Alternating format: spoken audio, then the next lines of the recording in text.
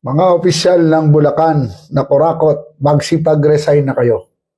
Senator Joel Villanueva, Congressman Danny Domingo, Boy Cruz, at ikaw, Congresswoman Tina Pancho, nakakahiya kayo.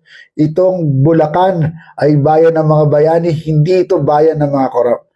Kung sangkot man kayo o hindi, dapat mag-step down kayo, mag-resign kayo, at madinig ng patas ang inyong kaugnayan dito sa mga flood control projects. Alam niyo, sa totoo lang, matagal na ako nagtataka eh.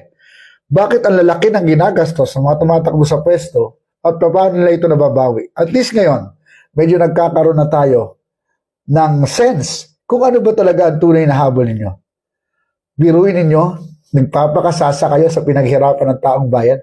Nasaan ang katarungan habang binabaha ang libo-libong Bulakenyo, ninanakaw ninyo ang pera ng taong bayan. Kaya mahiya naman kayo.